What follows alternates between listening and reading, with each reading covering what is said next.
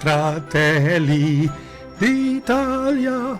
Oh, buongiorno, buonasera, benvenuti amici. Welcome, my friends. It's Euro Cup, and I'm sporting the goods. It's an old shirt. I haven't gotten the new one yet. My Italian team is playing as we tape this episode, so I can't tell you whether or not they're winning, they're losing, or if they've lost, or if they've won. Well, I guess we'll figure it all out eventually. The Italian team this year doesn't have a great team, but I got a great episode for you guys. Very informative. Some nice pens, got papers, we got some inks to review. Lots and lots of comments in my feedback. So please stay tuned for the weekly recap, June 16th, 2024. Fratelli d'Italia.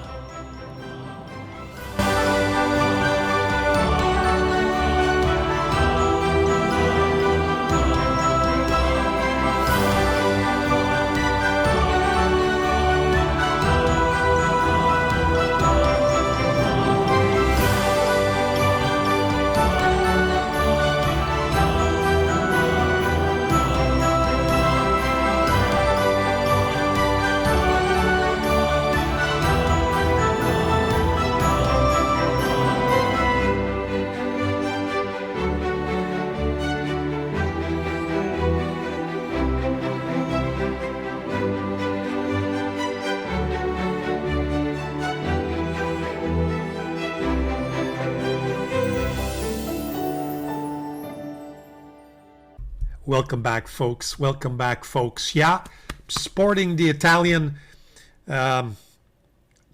colors, if you will. Like you see the background, I got the flag going. I know my neighborhood. I don't know about you guys, but the Italian community. I live in a sector in one of the outskirts of Montreal, one of the suburbs, where we have a big Italian community. So everybody takes out their Italian flag. It's got their Italian flags in the cars, and if they win, they honk. They go around the neighborhood and they cheer. Now, we haven't been doing a lot of cheering lately. The Italian team doesn't seem to have that power that it used to. They were always in the mix, You got these little skinny, good-looking Italians, but man, they would win all the time.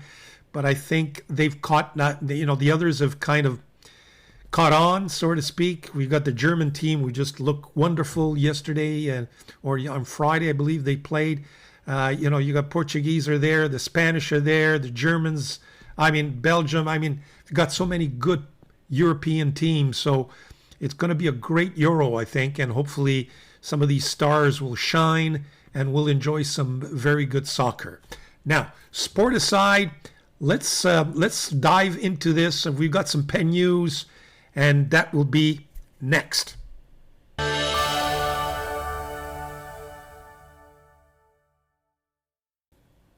Okay, so for the pen news, what have I got for you? Well, I've got a couple of pens that I think are worthy of mention, so why don't we get to it right away, because we've got a few to cover. First of all, I want to show you this. Gold Spot's got this exclusive Magna Carta Mag 650, so it's the new flex nib. I got to tell you, this 14 karat gold flex nib looks so good.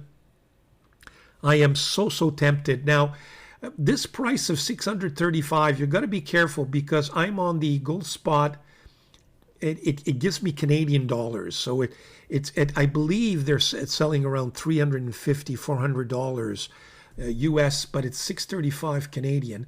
We're about roughly 1.5 the exchange rate. It's a beautiful pen, and it's got that gorgeous nib, and I just hope that I will not get disappointed if I do decide to take the dive and order that pen. Doodlebud's got a great review this week on this pen. It looks like it's going to be one of his favorite pens, so stay tuned for that. I think it may be worthy of mention. The next pen, Stephen Brown has reviewed this pen, the Mayora Notte Luna. It's a numbered edition fountain pen on Italian pens. It's going for $495. So once again, this is, I think, a good, nice pen from Mayora. and Brown reviews it, so you take a look at that. It might obviously interest you guys. Next, what have I got for you? Well, Pen Chalet is got, and I think a couple of other sites got Father's Day because it's Father's Day weekend, and they've got some good specials. Pen Chalet. One of them that I wanted to point out is this one, the Mayora Ultra Ogaiva Golden Age 2.0. It's at 165 US. I think this could be a very, very interesting proposition. Look at those nibs. It's got that gorgeous nibs, either in rhodium or silver or the gold plated. 165. Now it shows up as 220 when you click it, but if you order directly from the Father's Day listing, and you add it to the card, it shows 165 because I wrote to Pen Chalet, I wanted clarification. But at 165, please take a look at it. The same thing, look at this, the Pinaider La Grande Bellezza is at $200. They've got the Pinaider Antiqui, which is the more, the more expensive version, etc., etc., etc. So you got some good specials, but I did want to point out the Mayora pen there. What else have I got for you? Yeah, everybody's kind of raving for this new, it looks like this new, actually, let me just go back here. It's actually this one. Yeah, here we go. The Twisby Eggplant Purple.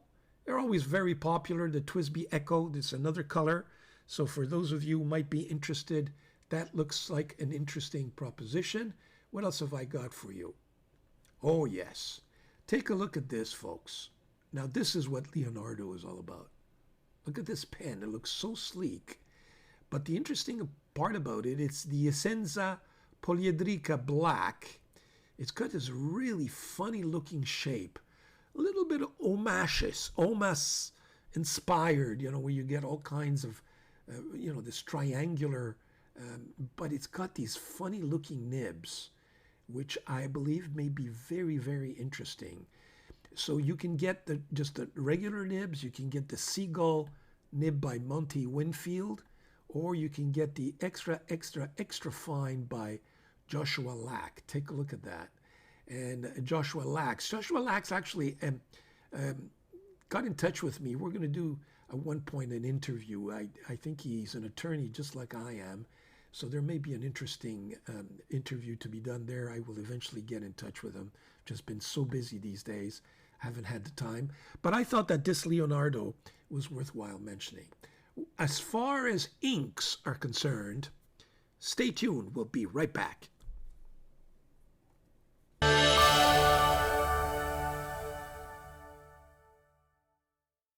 As far as inks are concerned, I got two inks that are coming up that I think are interesting. I've got some inks in my spotlight as well, but what's coming up? Well, this is what I want to show you. KWZ has come up with some new inks. They kind of, they're shimmering, but they're more what they call glittering, stardust. And it comes in a couple of colors, so I think that may be worthwhile. It comes in kind of a greenish tint. You've got the red there, you've got the brown. This may very well be an interesting ink to take a look at, so I invite everybody to stay tuned. I may actually order these inks and maybe preview them for you on my one of my recaps. What else have I got? Yes, Goulet Pen side, you see new Jacques Arbin standard inks, not the anniversary inks. They've got a few there featured. Look at this, the Vin Metropolitain. They've got a red there, a lighter gray, a kind of royal blue, a gold yellow. So you got some interesting colors there. Jacques Arbin, look out for that. I think that may be very, very interesting for us. One more pen that I wanted to visit with you. And where is it? Yeah. Okay, here we go. Ranga Pen sends me these group buys. And in the group buy, they have an interesting edition, this Ultim. You can either get it in Ultim, or you can get it in brass, or you can get it in copper. And I've ordered this Ultim, so as soon as I get it, I will review it, but I thought I'd mention I'm going to try to see if I could leave you with a link where you can hook up with Ranga. They always make very, very interesting pens. Once you get in this email group by, he sends you an email directly and you can order directly instead of going on the site. And it usually has some pens that are not like this other Ultim. You can get it flat top or round cigar shaped. So you can always get some pen that's not on their websites. So that I think that could be worthwhile for you to explore. So that's it. For paper, what I propose is that I've got a longer video on paper. I've received some, and I want to review those in my spotlight. So without any further ado, let's go to my spotlight. And what will we feature on first? Let's take a look at my ink haul for this week. Be right back.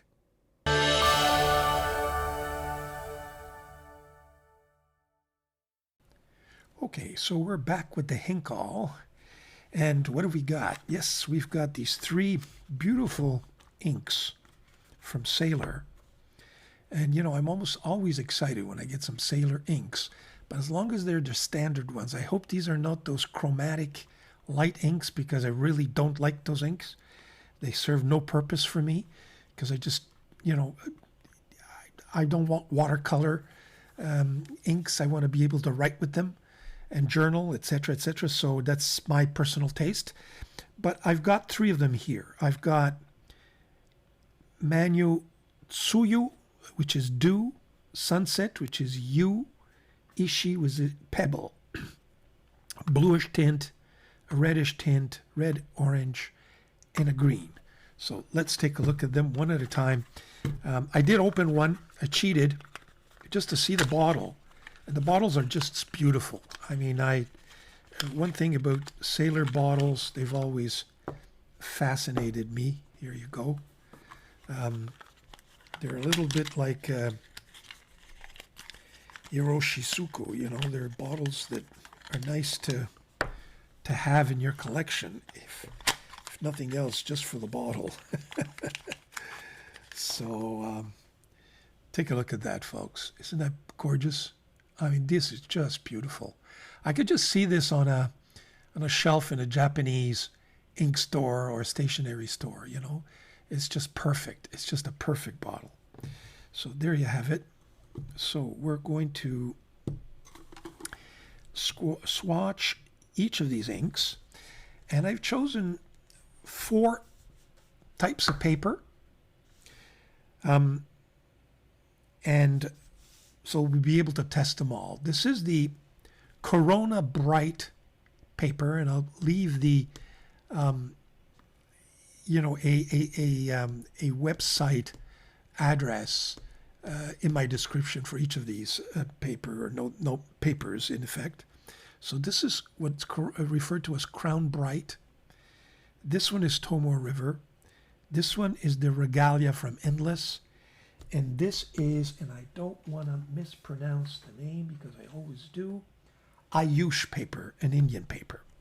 So there you have it. Why don't we start with, we shall start with this sunset. Again, these are not supposed to be, they're not supposed to be inks that are shimmering inks. So hopefully they will not disappoint. So we'll swatch each one.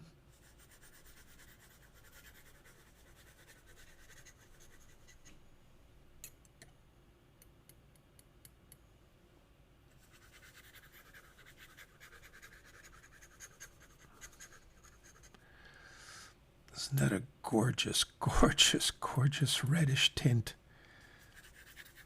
There's a little bit of brown in there, a little bit of orange. It's a little bit of everything.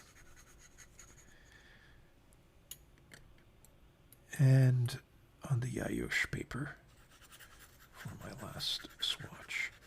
You can tell the last 2 have a little more tooth. There we go. Okay, so That's the swatch. Now we will write. In fact, we will write the paper because it's all the same ink. So this is the Corona Bright.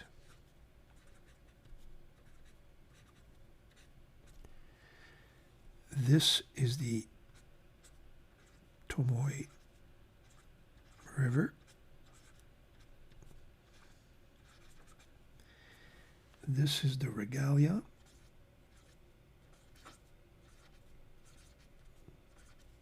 And this is the Ayush. And you know what? We will put the name of the ink. That way I will have a swatch. It's Sailor U. Sunset. Sailor U. Sunset.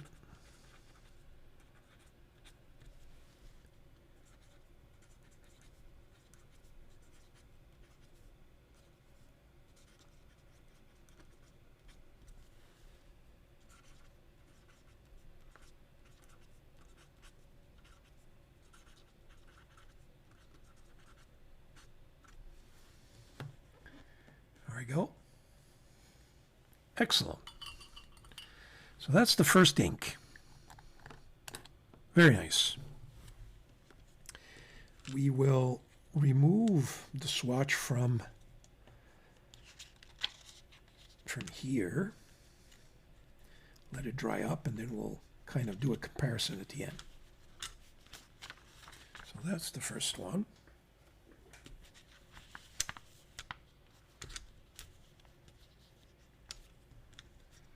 Okay, so the next one is going to be this Tsuyu, which is a bluish tint ink, and it's dew.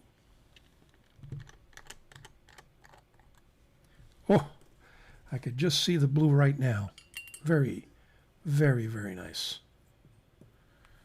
Okay, so here we go.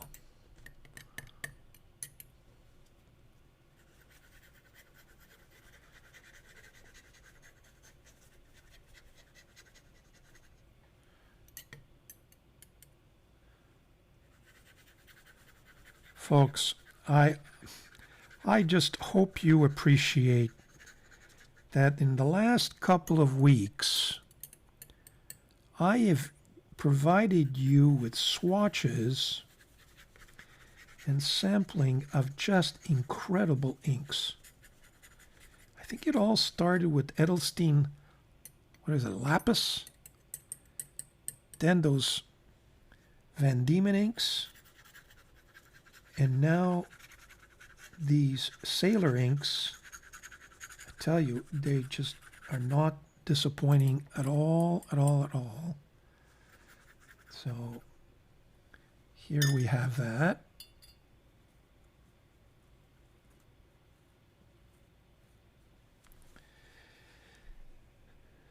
So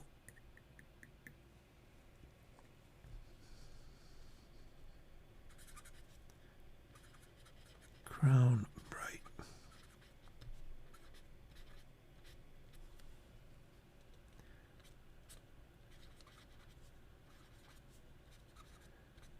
Very, very, very nice ink.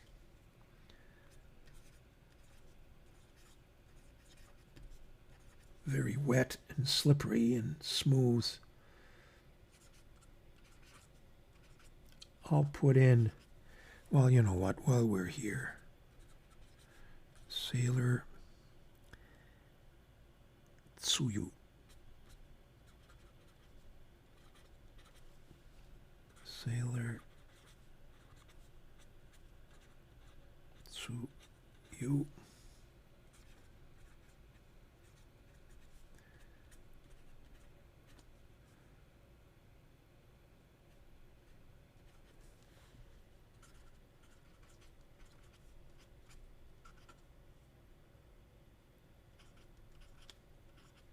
Here we go.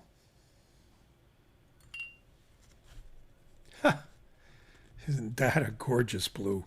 Looking forward to seeing this once it's all nice and dry. But so let's remove this swatch from this.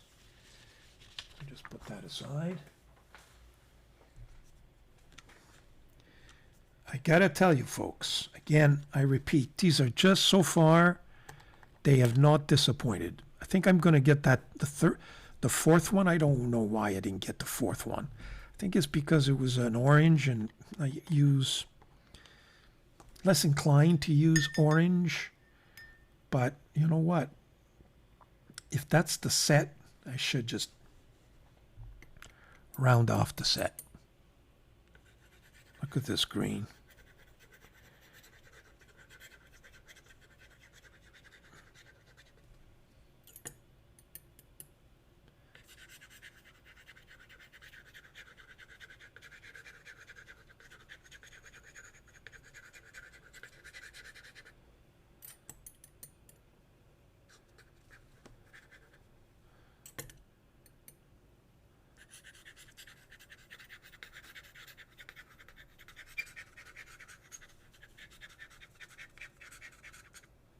Sorry about that. It kind of squeaks.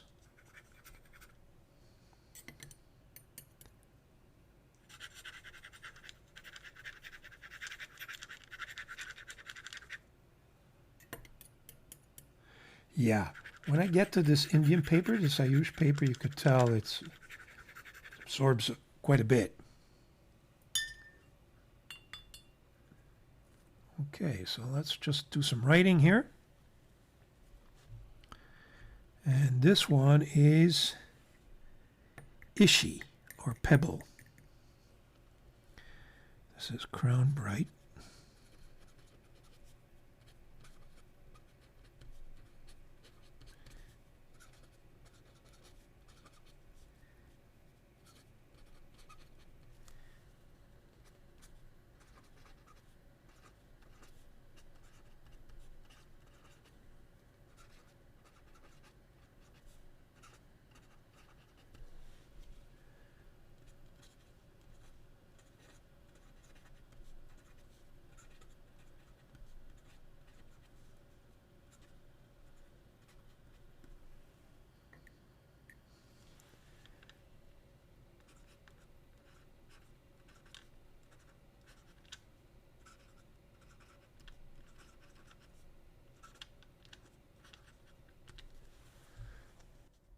Okay, we're back with the swatches all dried up. Let's take a look at those. First of all, let's start with this, what they call the U, or the sunset. Now, you could see that there is a difference, but it basically reacting. This ink, I would say, is reacting pretty well the same way.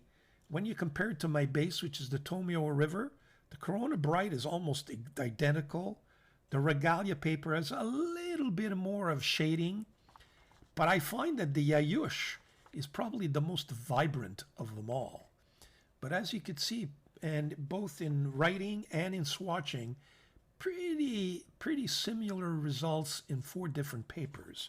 So that's the U Sunset. Let's take a look at the Tsuyu, which is the what is this? This the Pebble? No, this is the Dew. Here you see a difference. First of all, in the Tomio River and the Corona Bright, you see a little bit more of that red sheen and kind of a beautiful dark grayish blue. I don't think I have another ink that's color. I think I'm going to enjoy tremendously because it's kind of a blue-black, but with a little bit of grayish blue in there. Certainly the Regalia, you can see much more lighter blue. And then the Ayush kind of takes this really different, completely, 360 degrees. You get to see that sheen much more. And the sheen, the red sheen, purplish sheen kind of dominates with the blue being in the background. So there you have the Tsuyu. Color is very beautiful blue. I think I'm going to really enjoy that blue. Here we go. The green. Here's the green. Again, Tomio River, you get to see a little more of the shading, lighter on the Crown Bright, much lighter on the Regalia, almost completely different. And then the Ayush, there you go, pulls it off again with that sheen and that shading. Boy, that Ayush paper, underestimated. Not very expensive. By the way, I will leave probably links. I hope I don't forget. Links for Crown Bright. Tomar River, you can get it anywhere, but the Regalia, you can get it as well. But Ayush and Crown Bright, I'm going to make sure that I don't forget to put some links in the description, because this Ayush paper, at the price, that Indian paper, very, very, very interesting. So there you have the swatches, and they're all really nice, just a beautiful inks. I got to tell you, I am so pleased with these inks. I'm glad I've ordered them. There may be another color. I think I'm going to sweep it up. I think it's more of an orangey red. I think I'm going to order that and just complete the set. I think there was only 4. So while I'm at it, I might as well. I should have ordered it right from the very start. But having said that, we've looked at the ink call. Stay tuned, folks, for a short but interesting pen haul for this week. Stay tuned.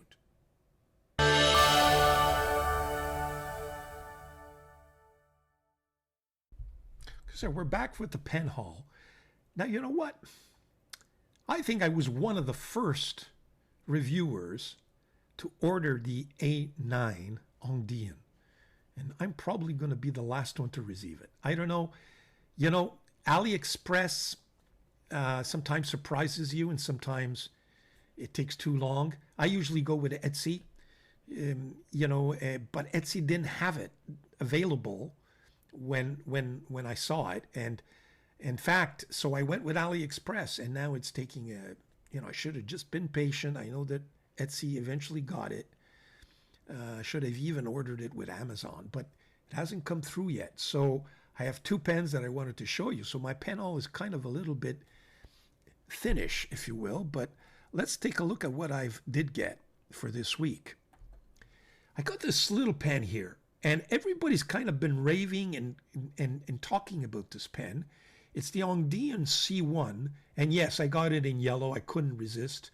I think this is the only yellow pen I have, and I love this. Yellow is one of my favorite colors, and I always wondered why I don't have more yellow pens. I think I'm going to get a Lamy Safari. I'm sure there's a yellow one somewhere with black trim. But I got the C1. Everybody's raving about it. I'm not a great fan of these hooded nibs, but everybody's been telling me that this is a great little pen. So I figured I'd take the dive. Here's that Ayush paper. Let's take a look at how this pen, just very briefly, how this pen kind of writes. Obviously, I'm going to do a more comprehensive review of this pen, but let's see. I'm very curious to see why everybody raves about it. Dieman C1, the yellow.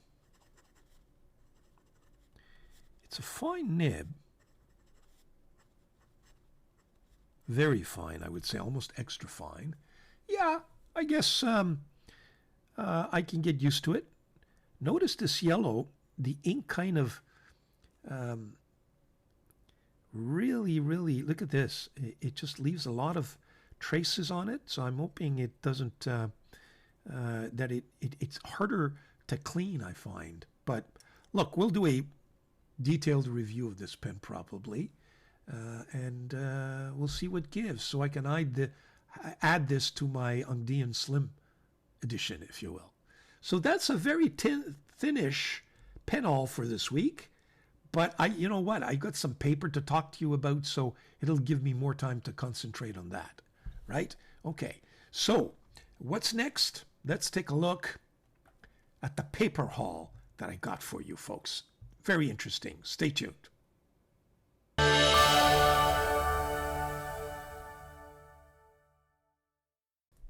For the paper haul, here's what I've got for you. And I wanted to do a separate review, but I'm not sure whether or not there's a big audience for this, because I may be the only one. I mean, I've got and we'll take a look at it. In fact, in the feedback or the Q&A from viewers, I've got some more paper to look at, more notebooks. But I've got very expensive, we all do, very expensive fountain pen friendly notebooks. Every notebook could cost you $20, $30, $35, $50, $80, especially Tomoe River, etc., etc. For an A5, which is smaller sized, and maybe you're lucky if you get 100 sheets, and very expensive. And at the office, I find myself taking a lot of notes. And, if I'm going to use these expensive notebooks, it gets to be a little too expensive. So I'm always looking for notebook, and a lot of these notes eventually get thrown away, So I'm looking for notebooks or notepads that are not too expensive. And recently I bought this one here. Let me show you, and then take a look at it, all of them. So go to my overhead camera right away. Yeah, I ordered a bunch of these Amazon Basics, and I like grid, but you can get them lined, just regular lined, and I think the lined ones are much cheaper. And I'm going to put kind of a table. I probably present you a table of all this that you can stop the video and have a comparison. I'll see if I have time for that. The grid always goes for a premium, and it was okay. I mean, I tested it. There's some feathering there. I tested with this Quality fine nib. There's an Esterbrook oversized 1.5 stub, and then I have that Gusher, the broad Scrivener, and these packs go for $10.95 for a pack of 200 sheets each, or you can get the lined version, a pack of 12. Imagine 50 sheet notepads at $28.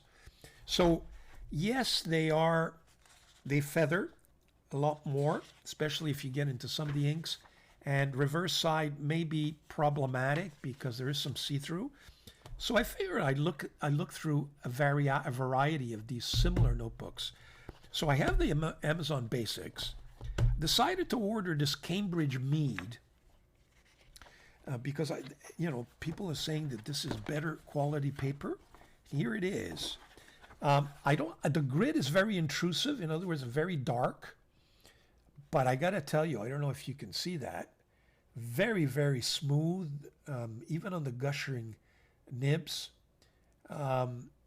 and very little feathering, but the grid, as I can tell you, is very intrusive. The price for this is $8 for 80 sheets, nice and big, very thick paper, so that's $8, but you only get one pad. Okay, the next one is Mr. Pen. This one I think is probably the best one in terms of quality, but it's $13.99 for one pad at 55 sheets. At that price, you're almost talking Tomoe River paper, but it does provide a very, very nice, let me just show you how, let me get to the, it's really a nice, nice paper. So on this ST, very, very smooth Esterbrook 1.5 stub, very smooth, little to no feathering.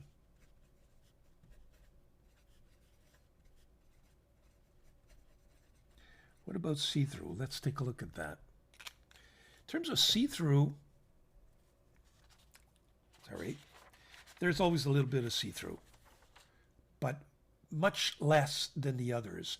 So this Mr. Pen, and I'll put a links. They're all Amazon, but Mr. Pen appears to be the best one. Next one I took, there's a couple of Tops. Tops seems to be a top seller for Amazon. This one is a pad, is a grid.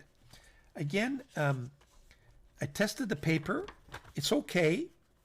It goes on much thicker, So you see a little more feathering on this paper. The paper kind of absorbs much quicker, less quality. This is a tops paper at $14 for one pad, 50 sheets. Frankly, not worth it. So this one would not be worthwhile, in my opinion, because you can get another tops, which is this one. This is the tops docket. $29. You get 3 pads of 100 sheets. So roughly $10 a notebook or a notepad. Broad Scrivener gusher of a nib. Fairly smooth, little if any feathering on this docket tops. And I'm about to receive, and hopefully I will receive it just at the same time I'm taping this video. I have another tops product, and it's supposed to be the top of the line of tops. It's more of a kind of a legal pad that lawyers use, and hopefully I will get it. If I do, I will include it in this revision. Just Amazon was late. It was a day late. They were supposed to deliver it. They haven't quite delivered it yet. But this docket, very, very nice paper. I don't know if you could see that, but for example, on this Wallety, which is a fine nib, hardly any feathering at all. Very, very good. Quality product, line version. It's got the holes, it's got perforated tops. And yes, the Scrivener kind of came through, but the Scrivener is a real broad gusher. But the other pens, even my 1.5 stub, kind of resist it. So if you use the right ink, I have a suspicion that this docket one may be really worthwhile looking at. Lastly, I got this Oxford. Now, this is probably one of the better deals because for $34 Canadian, I get 12 pads. Yes, they're only 50 sheets, but even there, and I'll put up the table in terms of how much it costs per sheet. There's even very little feathering on this thing. Take a look. The back, even that Gusher Scrivener Broad does very, very well. So at 12 pads, I think this Oxford one is probably a very good option just because it's much cheaper than the recommended one, the best one in my view, which is Mr. Penn. Mr. Penn is $13 for one pad, 55 sheets. $34, I get 12 pads. So, it's almost, 4 times less the price. So this one, the Oxford takes it. I think it's number one in my view, subject to me getting that other tops. And as soon as I stop taping this particular section of my review, I'm going to check my door. Maybe that tops has been delivered. So there you have these. I thought that this would be informative for you.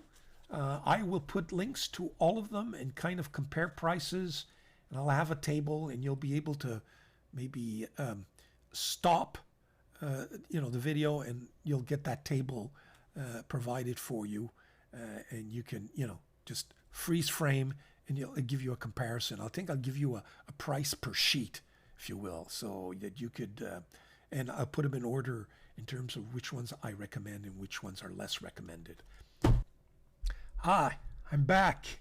I got the tops docket gold at the door as I was filming. Here it is. You can see the difference. This is docket. That's docket gold. The big difference, this is $29, 3 pads, 100 sheets.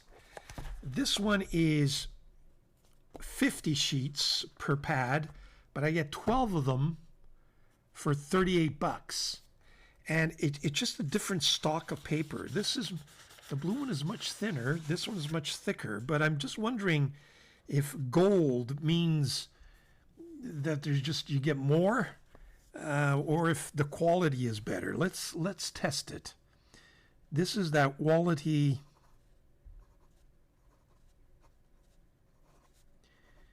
airmail fine nib. I mean, this fine nib's going very thick, so I'm not sure that this Docket Gold is actually better. I think there's more feathering.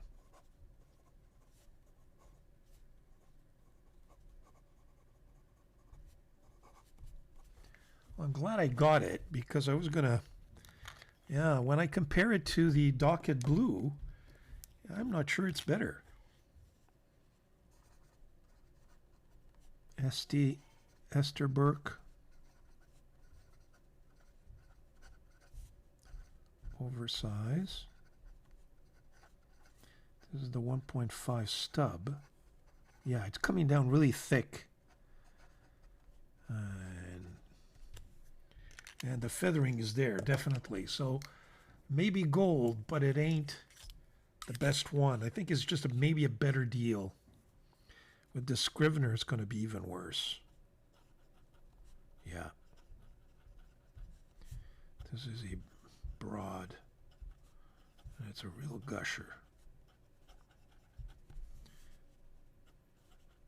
Thick and feathering.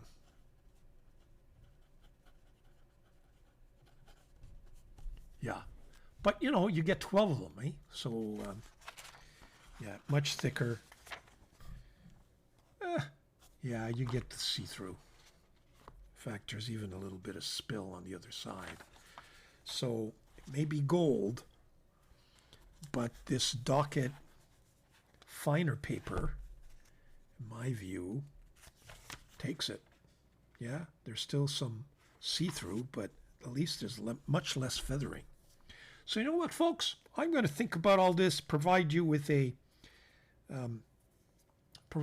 table. I'll make a decision as to what's the best one so that you guys can have a resource table. And if you're looking for this type of stuff, it might help you out. There you have it. So we'll be right back. Brief, but I think useful, especially if you're in the office and you need notepads and you don't want to spend a fortune. That's an option that I did want to review for you guys. So there you have it. I may end up doing a more detailed review, but for the time being, you've got the information and you've got the description, the links in the description. There you have it. That's my spotlight for this week. So what do we got next? Stay tuned for my 4-pen resurrection. Be right back.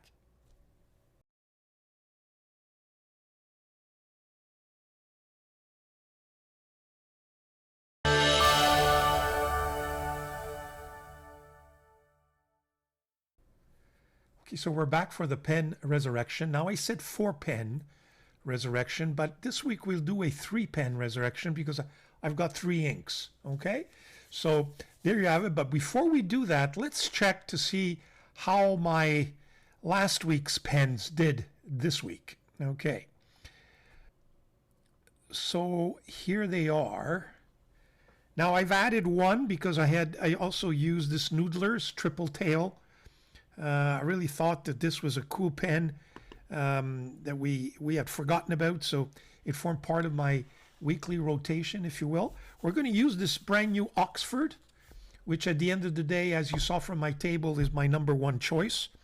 First of all, a little comment about this beautiful little pen, Esterbrook Vintage. I really liked it. I liked the nib, except it didn't last very long. I mean, I'm inking this thing, and before I know it, there's no more ink in it. Now, I either don't know what to do with this little contraption. I just don't know what I'm doing, perhaps. I opened it up, and the sack looks good and everything. So I just, I guess these pens are not, the best ink capacity pens. So this one went dry on me pretty quickly. So effectively, I didn't use it all week. I really enjoyed this Quality. I got to tell you, this little pen is cheap pen, but man, I love this nib. There's something about it. This is the airmail, and I forget which model number it is. It's got a fine nib, but you know what? It doesn't dry. Excellent, very good performance all week. Constant, just a little bit of feedback to make it interesting. So I really, really enjoyed this this pen. Let me just focus in a little more. Yeah. And you know what? It's doing well on this paper as well. Very wet. Excellent. So I enjoyed this pen all week. I mean, this one is the Esterbrook Esty. How can you not enjoy this pen? This always will do well. So this is the Esty Esterbrook. Oversize with that 1.5 stub. Took some notes at a meeting. Very, very good. Again, I don't know why I don't use this pen. Very constant. Never, didn't dry up on me. It's got that sealing mechanism here where you push it in a little bit so it seals nicely. Beautiful Esterbrook. I should be using this thing more often, no doubt. Then I have my Navlar.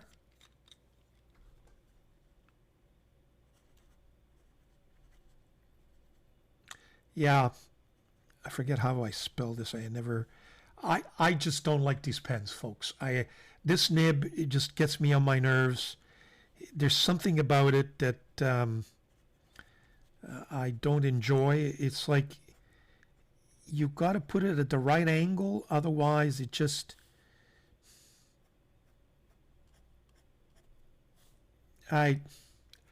It's too bad because I really like the comfort of this pen and the look. Just that nib is not for me. Just have to change the nib on this thing because the rest of the pen, no complaints. A little loose here. And the other one broke on me, so I'm always a little bit weary, but otherwise did very well. And then I used this one. I don't know if this dried up on me. I'm wondering if there's even any ink here. I used it very often. But this is, yeah, there's no more ink. But this Noodler's Triple Tail, used it very often, used it all week. And you know what? To think that this pen used to leak on me all the time. Every time I would ink this. And it hasn't leaked on me once since I resurrected this pen. I got two of them. Really enjoy the resin. Enjoy the feel. Very comfortable. It's going to form part of my rotation more often. Change up some inks in there. Put some nice green. And there you have it. So that is last week's resurrected pens. What have I got for you this week? Well, here are the pens I've got for you. Now, as you can see, it's an all-Italian starting lineup. I hope you recognize some of them anyway. This is the Gioia Partenope. Very, very beautiful pen. Just a gorgeous, gorgeous pen, and we'll get to it in a second. This is a Delta Macchiato, and again, the Italian flag, just in support of my soccer team. And this is a Marta Modena pen that I bought some time ago. Too bad this company is no longer making pens. But if you see these Marta Modena pens on eBay, I really recommend them. Very nice resin, nice nibs. So let's see what these give. And these got the new inks in them, so the new Sailor inks. Let's start with this Marta Modena. This is a medium nib. And how do I think this is the Freedom Collection. I keep forgetting. Yeah. So this is the... Oh, that's me. Marta Modena. Freedom. In the green color. Yeah, it's skipping on me. Surprisingly enough, kind of dried up. The ink, I don't know if it's the ink or the pen. It's the Sailor. And the green one is called Pebble. Ishi. Whoa, this nib is not up to par, folks. This is the Marte Modena.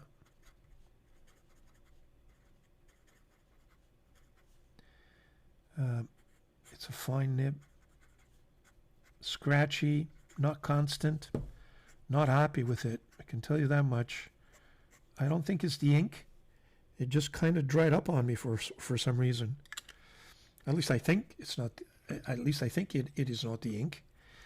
Let's see how the blue does. I put blue in here. This one's got a medium, but it's been ground a little bit, italic. So this is the Gioia Partenope in the ivory.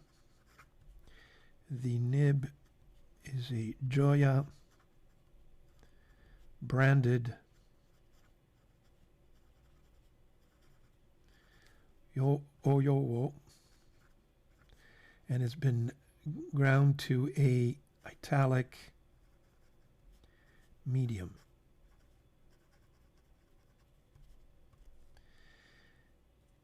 And the ink, it's the Sailor Dew. Very nice. And last but not least,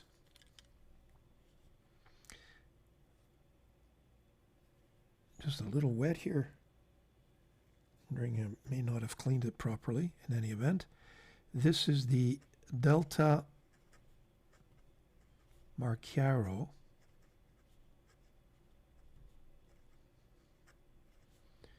red. The nib,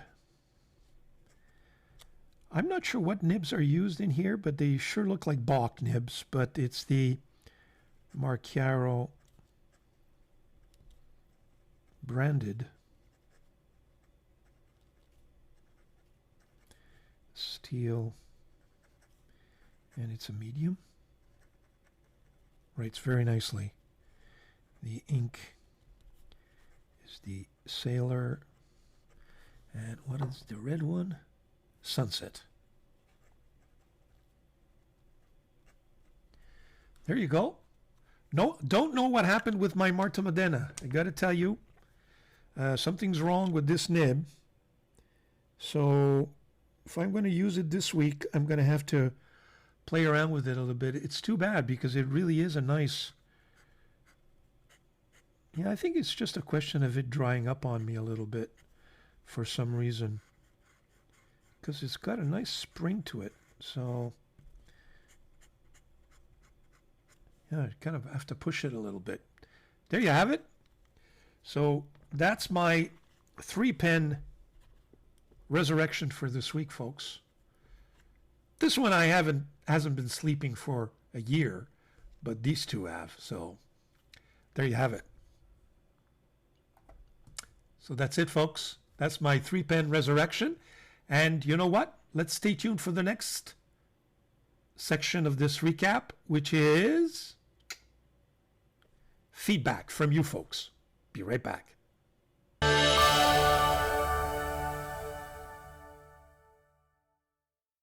Okay, so we're back from feedback from viewers. Well, we got a couple of questions that I wanted to deal with. And in my last recap, when we spoke of storage, there were one thing I forgot to put in the description.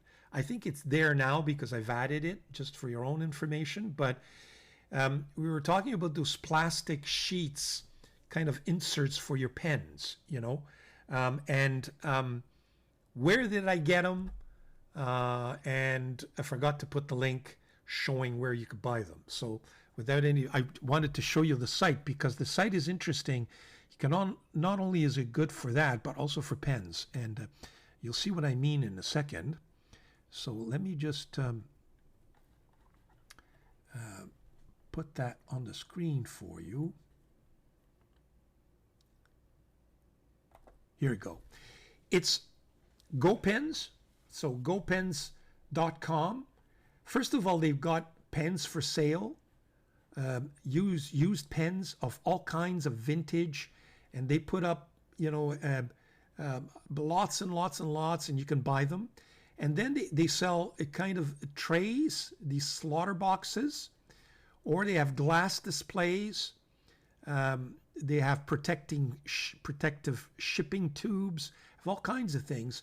But here are these slotted display trays that you could buy. There you have them.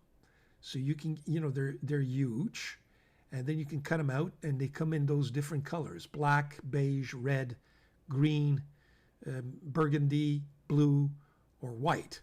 And here they are, and you can order them, and they're very, very, there's a price list. So 1 to 10, 11 to 49, there's different prices there. The display trays, different sizes. So I thought I'd mention to you, this is gopens.com. Very, very useful site, and sorry for having forgotten that. Now, what's next on my list? Well, the question originally was, can you show us how you store your inks? I've shown you that. How you store your pens, shown you that.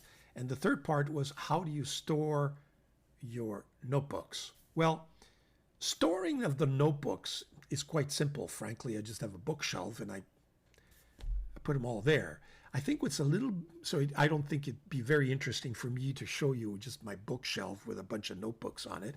It goes without saying. But what I thought would be interesting, however, is to just remind you all, and for those of you who haven't seen it, I have 2 videos out.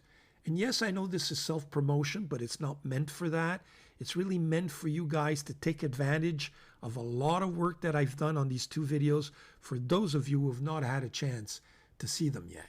So let me just get to them first. Yeah, here it is. Okay. The first one is part 1 of what is a comprehensive guide to fountain pen friendly notebooks. And what I wanted to show you is the list. Here you have the list. I mean, look, you've got there plenty of notebooks. So the first part is Tomoe River paper. Different types of notebooks. You've got 10 different types. And you click on the timestamp. It's got Abonichi, Nanami, Good Ink, Sake, Seven Seas, Wonderland, etc. Then I have Tomoe River substitutes. And you've got the Cosmo, the Stalogy, the Bulky. You've got another 6 notebooks there. In part 3, other fountain pen friendly notebooks, and you've got another 14 there. Anything from Rhodia to Logical to Usai to Midori, timestamps, and I review each one. That's in the first part. So you've got there, 10, 16, another 14. You've got 30 different notebooks that I review there. Then in my next part, and that's my next video. And again, I want to show you the video. I just want to show you the list. There you have it. So I've got the Tomoe River products. I've got another, another 7 or 8 there, if not 10 there. Tomoe River alternatives, you've got another 4 there. And fountain pen friendly products, again, you've got another, easily another 30, 40 notebooks in this notebook review as well, which is my part 2. I will leave them in the description. So please, if you're looking for notebooks, you click on the timestamp, you go directly, and so for this one, for example, I'm reviewing the Campus Kokyu. If you want to take a look at the Pluma, you click on the timestamp, and there you have the Pluma. Okay, sometimes I even do swatches. If you're looking at Amazon Basic Ruled notebooks, for example, that we just saw, you click on it. Oh, it's no longer there. No, that's I'm clicking the description, the actual product. But if you look at the timestamp, Kokoyo loose sheets, there you have it. The Kokoyo loose sheets, I do a swatching and I review the notebook. So, etc., etc., etc., etc. So instead of showing you my storage, I thought I'd just insist on those 2 videos. They're doing very well. They've become kind of a kind of a encyclopedia, or a guidebook, if you will. And you're looking for notebooks, take a look at those 2 videos. You have several of them there, if not most of them. And I'm going to keep adding to that list so that at the end of this year, you'll probably get part 3. So I'll keep going with that series. So in terms of feedback and questions, I think I've answered those. Hope you enjoyed this. Now we can move to the next section, which is upcoming videos. Stay tuned.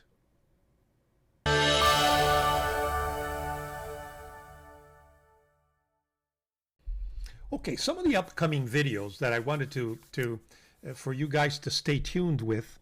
I'm a little bit behind in terms of publishing, just because I've been interrupted in some of the publishing by other pens that I think are more worthy of mention. For example, the Jinao 1935 took us by storm, so I featured that quicker than and it took the place of others. But again, I've got my Gioia Capodimonte that I want to absolutely publish, because it's part of the one affordable Italian pen per month. So I think that will be probably featured next week, but Dieman might just surprise us again. I've got my Omas Extra Vintage that I've got to publish that. It's a beautiful pen, and I really want you guys to see it. We've got the Faber-Castell pens that I've ordered that I want to review. I've got 2 or 3 that will be reviewed all at the same time. And then I've got some of the vintage pens that are, again, they're stuck in the pipeline. They're about to be delivered, but I haven't quite received that Waterman 52 that I'm waiting for. So I'm hoping that will be delivered soon. So it's just a question of deliveries. They're a little bit late, folks. But what I did want to mention to you guys is that this week, I don't know if you guys had a chance to take a look at or to watch either live or in streaming up afterwards, the Hemingway Jones episode where he talks about the end of the line.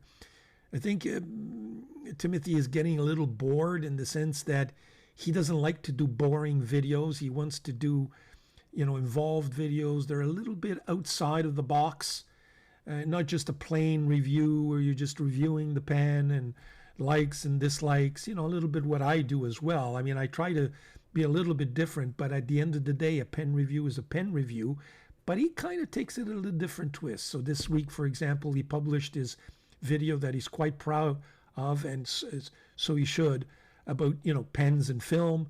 And he wants to do something adjacent, and he was thinking about maybe, having more of that artistic flair in terms of movie making and editing and etc. And he was thinking of opening up another channel, and I think it's a bad idea, Hemingway. Don't open another channel. If you're going to publish on the same channel, and we'll all watch, because he is an entertainer.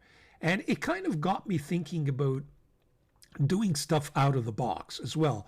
I mean, this weekly recap, I hope you appreciate, is a little bit different, and I try to be as much as possible informative, but with different twists. But I think that some of my videos that are kind of specialty, kind of podcast type of or blog type of videos are doing very well, and you guys really appreciate it. So, in the Grail pen videos, the 2 did also very, very well, and some of the more tutorial style videos also are doing very well. And I figured I would do a specialty, maybe 2 or 3 part series on what I would call, and which I think I'm going to entitle, The Wonderful World of Fountain Pen Nibs. Hot takes, opinions, and misconceptions. So here are some of the topics that I think I want to cover. Best standard nibs are Yowo nibs, followed by Bach and Schmidt nibs. Is that true or false? What about number 8 nibs are better than number 6 nibs, followed by number 5 nibs? Is that true? Do you prefer and would you pay a premium for pens made with in-house nibs versus standard German nibs, like we see especially in some of the more recent Italian pen makers? What is the most underrated, or what are the most underrated nibs? Are ebonite feeds always the way to go over plastic feeds? Which nibs are the best, Japanese, German, or Indian nibs? Flex nibs, are they overrated? What are the wettest fountain pen nibs? So those are 8 different questions, and I might very well divide this into 2 parts, part 1, part 2. And I've started, I got to tell you, and let me just show you what it looks like to do a review based on those questions. Be right back.